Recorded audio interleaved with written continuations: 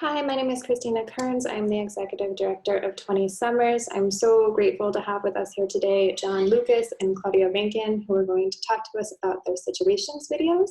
And I'm going to hand it over to the two of them. Hi, John. Hi, Claudia. I'm sorry. John Lucas, filmmaker, collaborator with Claudia Rankine. Hi, I'm Claudia. I'm poet, playwright, person in the world. Thank you. Thank you so much for being here, and thank you for sharing with 20 Summers, not only the 10 situation videos that are up, but I know that there's 11 that will be released rather soon as well. And I wanted to talk a little bit about, hear from you a little bit more of the background of this video series, and then maybe we can get into the 10th one as well. Well, we started doing the situation videos as a way to respond in real time to events that happened, as opposed to a publishing schedule or a film schedule that takes much longer. These were things that we could make at home between the two of us, using, in many cases, appropriated footage. And it was not motivated by a market. It's not something to sell, or it was just literally at home response to events and dynamics in American culture, and sometimes outside of American culture, the Zidane being one that came in as something worth responding to. And in most cases, I do the text and we work on the idea, and then John does the editing aspect of it. And yeah, so that's how the very first one was on Katrina. We had collected or taped CNN's coverage of Katrina crisis, and we had all of the tape and people talking, and so all the text in the Katrina situation video, almost all of it, with a little exception at the end, comes from those CNN tapes, and that is the one that got the whole idea started. Yeah, it was a real sort of, I mean, it was personal to us, I think, in a way, because we were living in Houston, Texas at the time. And then a lot of people who were leaving Louisiana and New Orleans were coming to Texas. And it was almost in slow motion. We had our daughter was how old? 2000. And she was probably 2-3 years old at the time. So we were just home in the house, basically in the bed, watching hours and hours of this thing in slow motion coming and nothing happening. So it just felt like we had to respond to it. Wow. And I wanted to ask you too, with Situations 10, I had never seen that footage before. What can you give us a little bit of background of what it is we're watching when we look at Situations 10?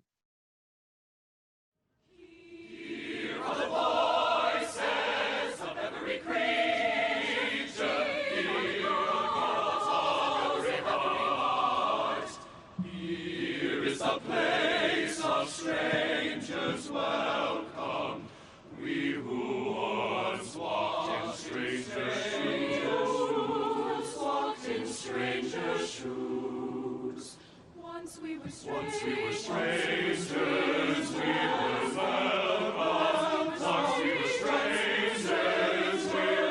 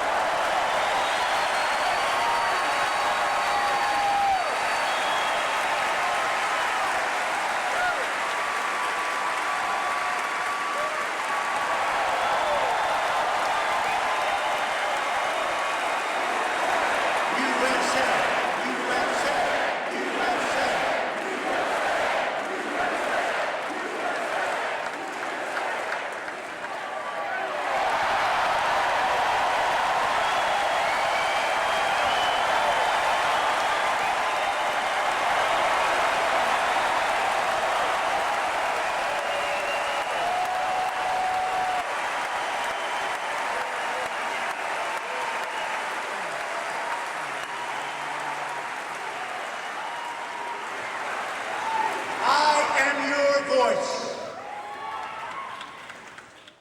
The visuals in situation 10 come from time I spent at the inauguration of the president. And also I spent 5 days at the convention, the Republican convention in Cleveland. So, and when filming, Claudia and I were also at the time working on a piece on blondness, on blonde hair. And so I was taking pictures there. And then I thought, as he was giving his speech, there was a whole scrum of reporters in the front trying to get the straight shot. And I was moving around and I looked at the left side and saw this kind of really warped view with the screen. And it reminded me of the sort of Leni Riefenstahler's propaganda footage for Hitler. And I thought this is the perfect way to show Trump. And then from there, yeah, so that's where all the footage came, either from the convention or, except for the news footage. The news footage, I just copied footage from the TV. Right. So is this the first time that you used, I guess, non-appropriated footage alongside the appropriated media footage? No, there was a series from the situation, I might want to say is it 2, the one in the airplane? That was sort of our response to 9/11.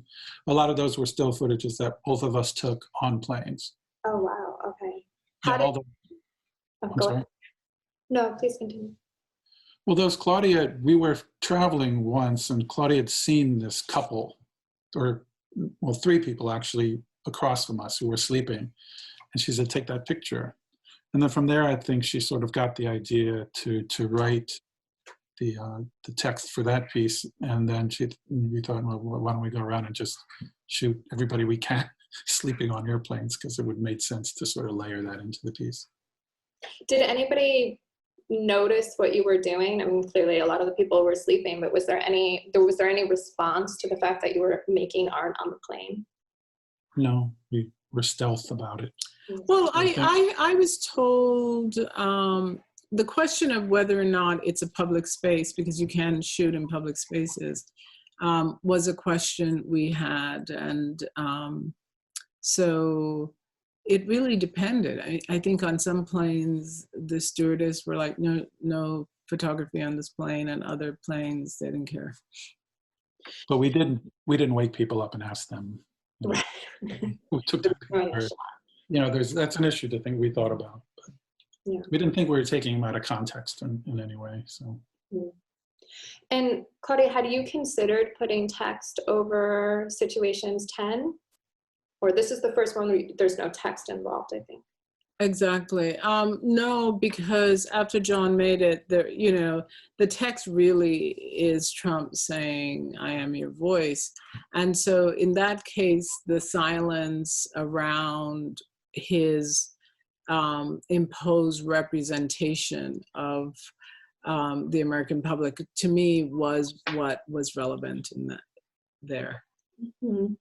I also, there's the media scroll that eventually comes into about the FBI looking into certain things. And it was, I had thought it was the inauguration up until that point. And then when I saw the media scroll, I was like, was that already happening? Like, was it that quickly that this started to engage? And it was just really powerful to see the juxtaposition of that angle you had of the screen of Trump and the people waiting silently, and then that news coming across. And I think all of the situations videos, so like doing a kind of incredible job of turning the lens back on the media and how they're situating things. And I'd love to hear a little bit more from you about,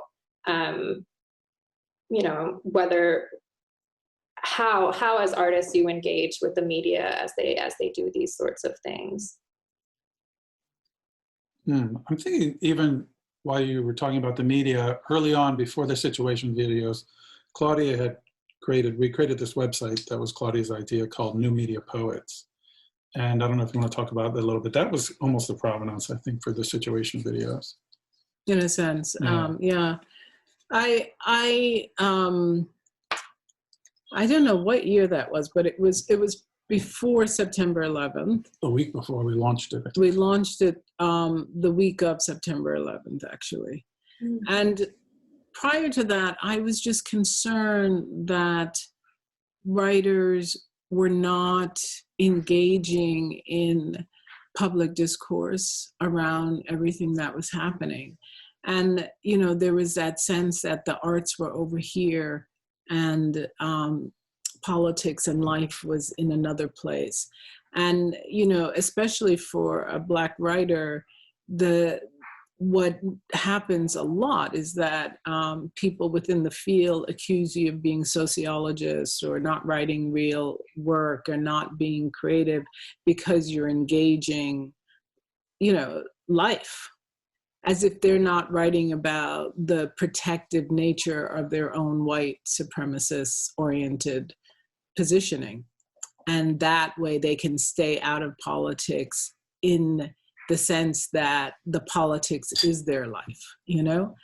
And so I wanted to start a website, and I talked to John about us doing this because I wanted to have it have poems, but also be linked to all the major newspapers.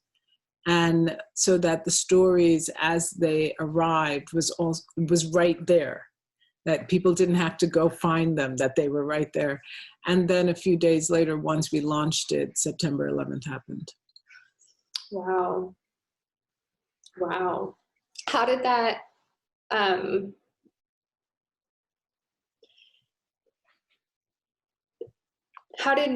did you feel like this place you created for writing, for poetry to actually engage, like, did it have some extra responsibility then to respond to 9/11? Or how do you even?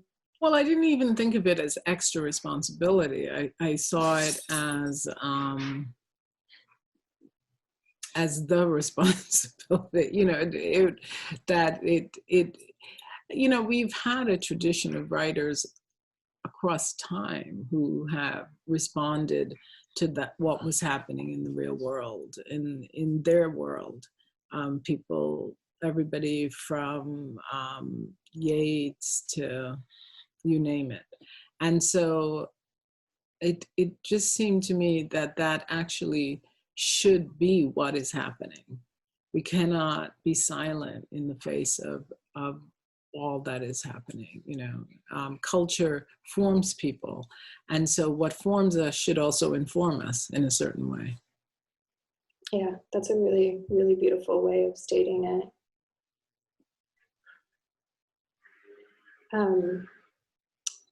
Can we talk a little bit about the Situations 11 video as well?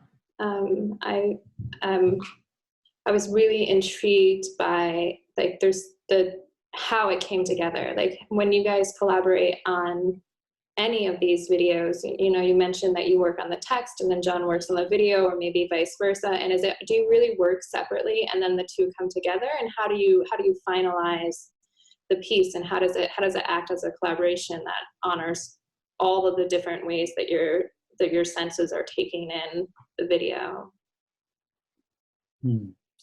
Well, we actually don't work separately. Okay. I mean, John does the technical things, but we're constantly talking. I mean, you know, he might show me a draft of something and I'm like, no, we need to include this image and this image and this image.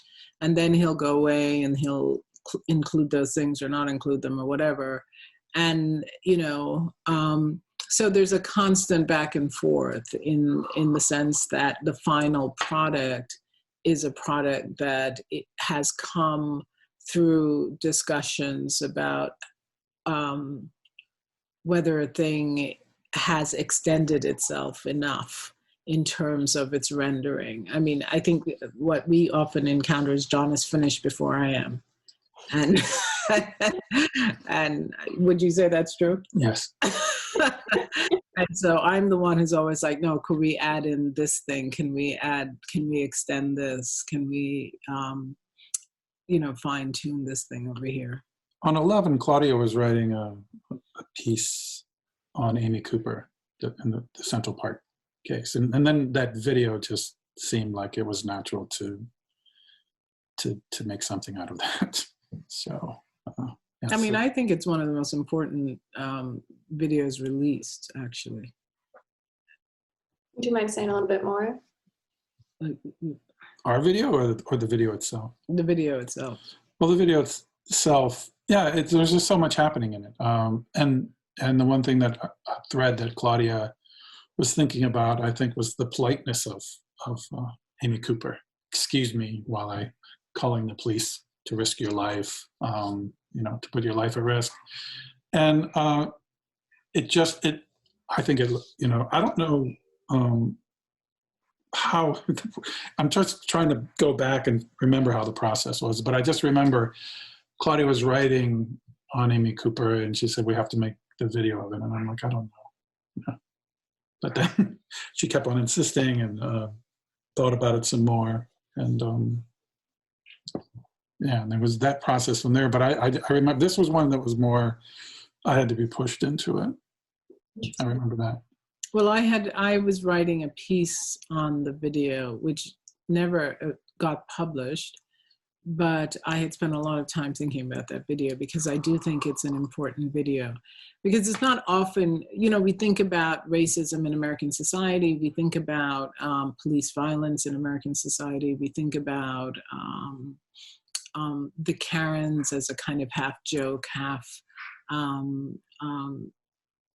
weaponized, violent in the society. But the thing that Amy Cooper did was she performed the entire thing for us with no, Christian Cooper basically just videotaped her making up a story, calling the police, and then performing a threat that didn't exist. We could all see it didn't exist, but she kept, and then when she didn't like the first performance, she did it again. And when she didn't like the second performance, she did it again.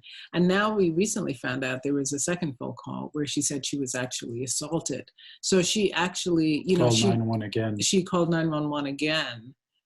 It came out after we made the video, or else we would have adjusted it to that, and told them that she actually was assaulted, and so she didn't get the results she wanted when she did the first thing, so she went back again and made a second phone call, and then she within the entire thing, what struck me was how much she maintained the decorum of civility.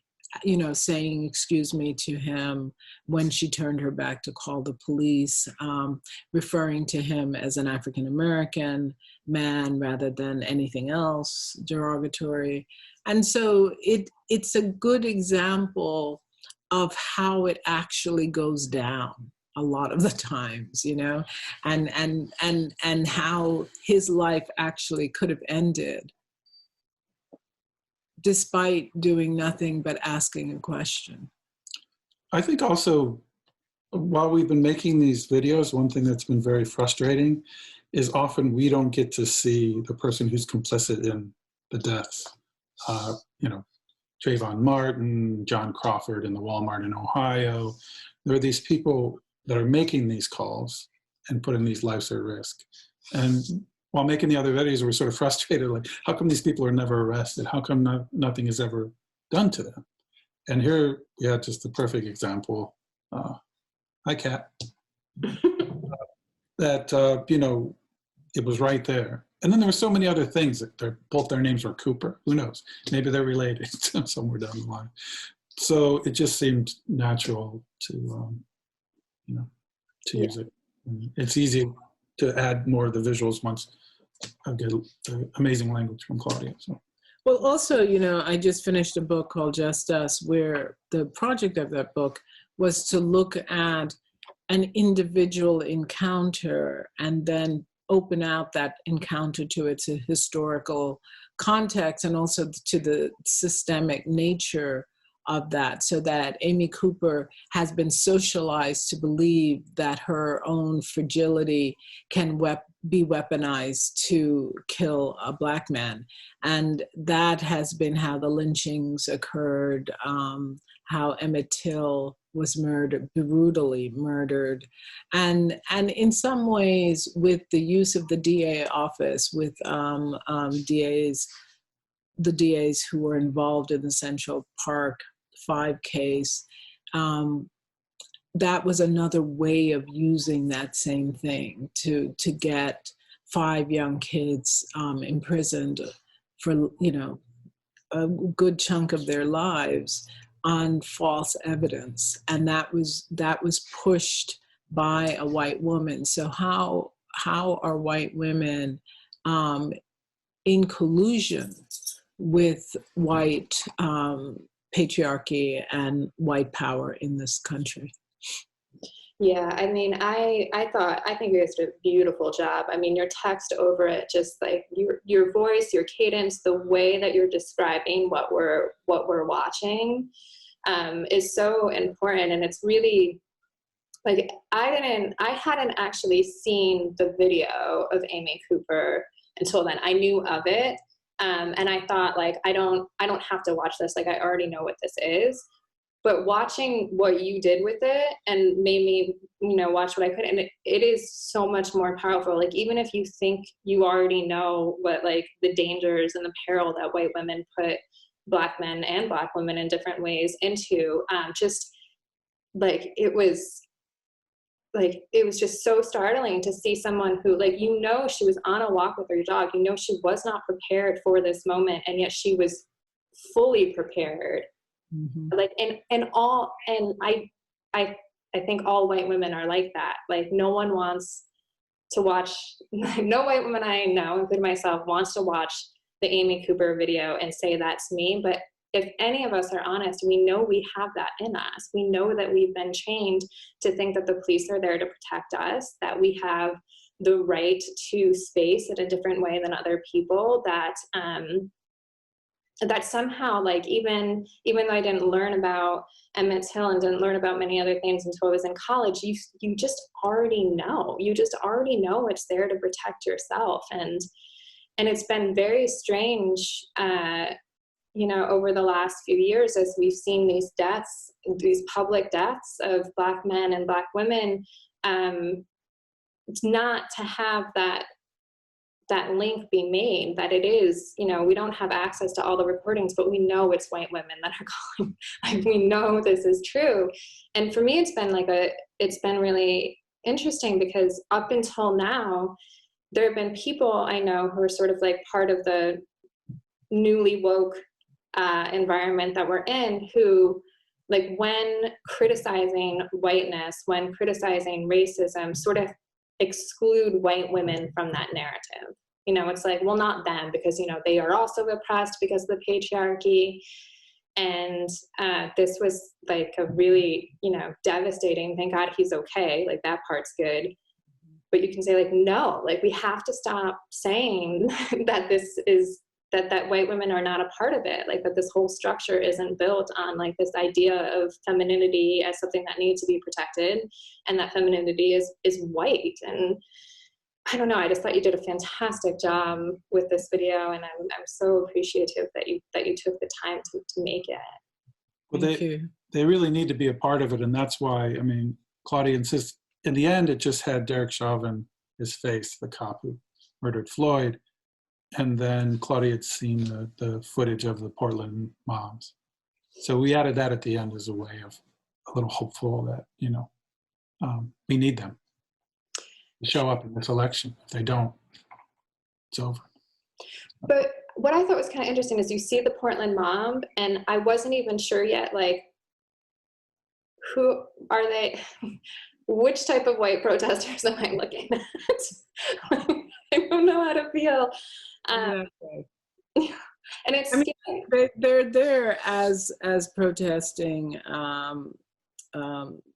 as anti-racist, but the openness, the reason there's no text to contextualize that section is we don't really know how things are going to fall out. You know, are those women going to return to the suburbs once Biden and Harris are elected and think it's all taken care of again? or are they going to actually continue to show up for an anti-racist agenda? We'll see. Yeah. Um, Yeah. I mean, what do you think? Oh, I was thinking about something else while we were making it, but we can. Yeah. Okay. Well, Well, on an earlier version of the video, Situation 11, I thought the way that she had treated her dog during it was really something to try to get across. So I had blown it up, and it just really kind of focused from her on to this dog slowly being strangled as it's spinning around. And I thought that was an interesting way of trying to get across to people that she doesn't even care about this dog that she loves. But Claudia's like, we got to take the gaze off of, it's got to stay on her, which I thought in the end was a good choice. Yeah. Well, probably too, because if you stay on the dog, it's like you're making an analogy between Black people and the dog. Yeah. It's not a good analogy to be making.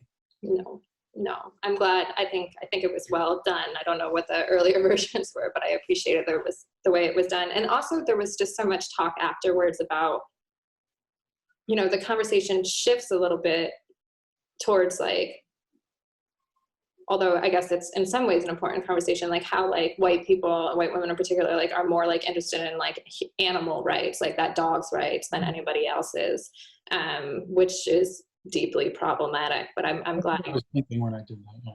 What's that? That's what I was thinking when I was in the other version. Yeah, but that would have been a different script. It would have been a different script. Yeah, I like what you actually did with it. I was thinking about your Situations 10 video, and recently I was reading a piece about how what the media chose to focus on with the emails with Hillary Clinton last election, how in part they did that because they were so sure she was going to win, and they were sort of like building out like what would the media focus be, and then they were wrong. And then it shifted, and how there's like some concern that to a certain extent that's happening again, right? Like they're not focusing on the China account that Trump has. They're not focusing on a lot of different things. They're kind of playing it for their own revenue, for their own gain. And even after seeing what happened before, it's really, it's just kind of crazy that we're doing this all over again. And so thinking in terms of, we're having this conversation on October 30th, but it's going to come out November 10th. And in the meantime, hopefully we'll have a different president, but at least know the outcome by November 10th. And like to the point of like, if it's not Trump, if it's Biden, will people think that this video is no longer relevant? And does that matter? Does that like why are we so quickly to like, I'm doing a bad job with science, but I feel like there's in the publishing world, in the media world, if on November 10th, Trump's not the president, then just like cut all the stuff about Trump, like just focus on whatever new negative thing you can do. But I don't see how we shouldn't still watch that. We shouldn't we're still going to be impacted by this man. Well, that's the danger. One, I would say credit you have to give to Trump is that he tore the Band-Aid. She's looking at me like, what? He tore the Band-Aid off, of what, of white supremacy, and that it's there, and we have to confront it. And sure, Biden wins, will people, like Claudia said, go back to the suburbs and think, okay, we did our thing and it's all right, because everything will still be there. 42% of the country, what are they going to do? Trump will form, if he loses, a Trump television and still continue rallies and God knows what. But those people are either going to feel aggrieved or they're going to feel emboldened. And either way is not a good thing. No. The country at large is looking for leadership. I think even his people are looking for leadership at this point, when you have the virus kicking up into a new level of spreading. We live in New Haven and we've just moved back to stage 2. in the last days because the numbers are increasing. So I think whoever wins the election, and if Trump wins the election again, we are in trouble. Because we are in trouble now. We're in a constitutional crisis now. We have a sitting president who could care less about the American public, and they know it. And the level of precarity, economic precarity, health precarity that is present, we are, as a country, only seeing the tip of the iceberg, because every day it continues, it gets worse, and people are being impacted in ways that are going to increase crime, increase deaths, increase all kinds of things. So I think we will live with the legacy of Trump for a long time. And, I've even read articles where they say that his administration is planning on stripping and firing everybody so that Biden, if he wins, will have to reinstate everyone and take the time that takes. And so he is really intent on crippling this country and crippling its ability to come back from the devastation that he caused. So in that sense, I think these videos will remain relevant. And also, I had a play open at the Shed recently called Help. And one of the lines in the play is, "It's not just him." And I think that is something that people really need to put in their database, because we have people in the Senate. We now have a handmaiden in the Supreme Court. We all over the place, we have people who represent his point of view, whether or not he is present. Yeah. I mean, I can't say any better than you have. I've heard, I want to push back a little bit on what you said, John, but in a dialogue way, not in a critical way. All dialogue. Oh, wait, the connection is. The idea that people needed to see that white supremacy existed. I guess I wonder. I feel like a lot of people already know that white supremacy exists, right? Like there's like maybe a lot of white people who don't know or think that it does, but I think it's been an obvious lived reality for a lot of people. I think though there's language that's out there that people are using they never did before, talking about white privileged and in environments, in corporate environments, in places that you never would have heard of before. And there are people who are coming to a reckoning. And I agree with John in the sense that this president amplified what we knew. We knew that white supremacy was out there as a foundational structural thing. We understand how racism functions. We understand how sexism functions. We understand how fascism functions. But we were still able to believe that the checks and balances of this democracy were keeping things workable in a sense. And with Trump, we have the amplification of a white supremacist agenda and a fascist agenda. And so suddenly we are seeing what it means to live in a house divided. Yeah. I mean, at the last debate, I believe Biden said, this country has systematic racism and we need to reform the police. And that never would have happened at a presidential debate before. Without Trump. Right, that's true. Yeah, I mean, in the early primary, the Democrat primaries, a lot of those conversations, I was like, I can't have imagined these being the talking points beforehand. Even though Reagan did a lot to cripple this country in many of the same ways, and so did Clinton in other ways, we never imagined having a president on television telling a white supremacist group to stand by. like that is not something that was in the vocabulary of what it meant to be president for any of us, I don't believe, even though we knew that many of the same kinds of commitments were in play legislatively. I don't think I ever heard anybody, we have the tapes, so we know that Nixon and Reagan and all of them were saying it behind closed doors. But on television, Proud Boys Stand By, that's a new one. That is new. And what do you do with that? Like, I don't even know how, like, that's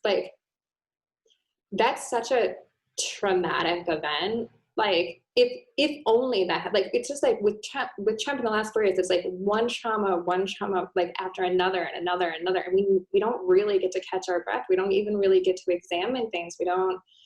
We just kind of like move on to whatever the next piece is going to be. But I mean, and granted, I'm not in the United States right now, so I don't actually get to see the full conversations that are happening. But I've seen some pieces about the fact that he said, you know, like, stand back, but stand by, or whatever the exact phrasing was. But like, this should be a way bigger deal. Mm-hmm.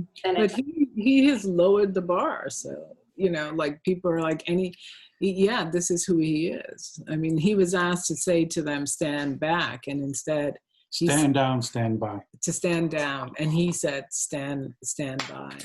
Yeah. And that's what's alarming, is like,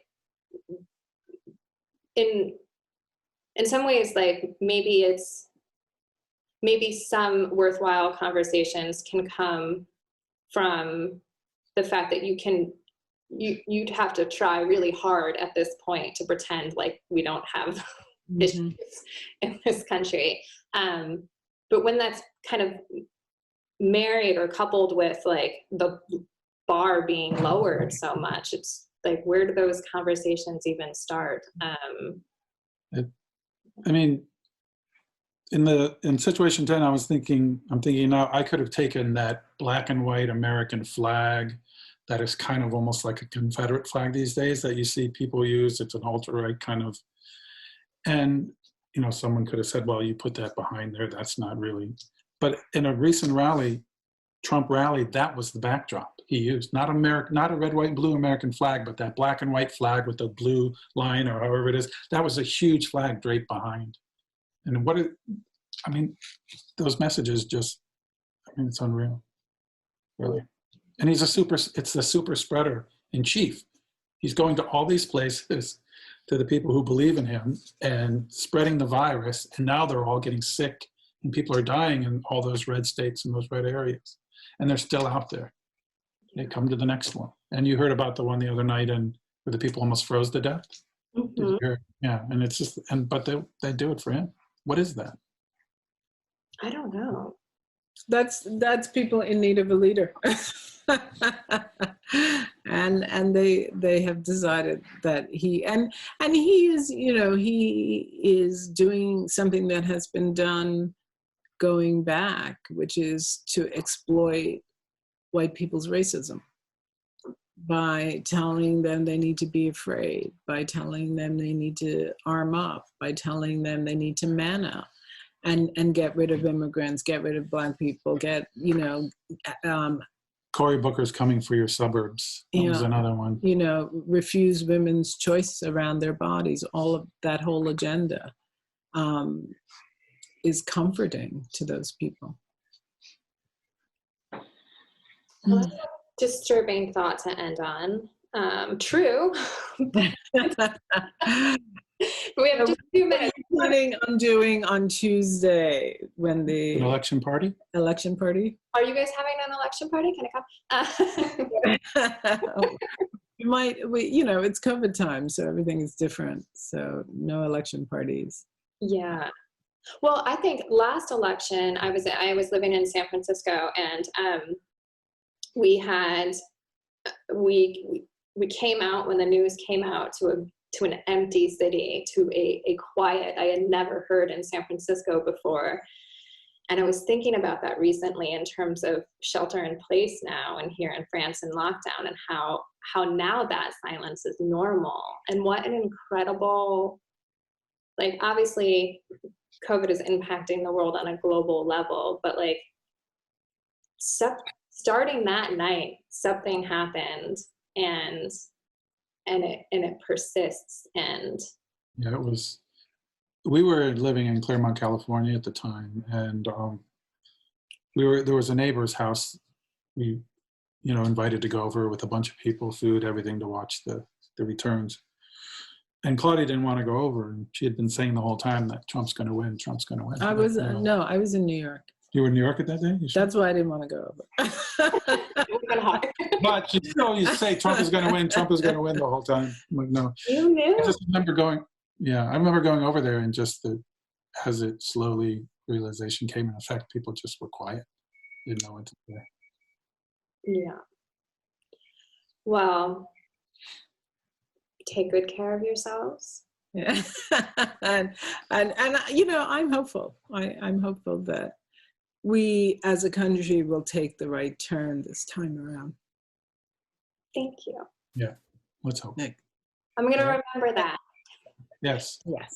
Thank Thank you so much. All right, take care.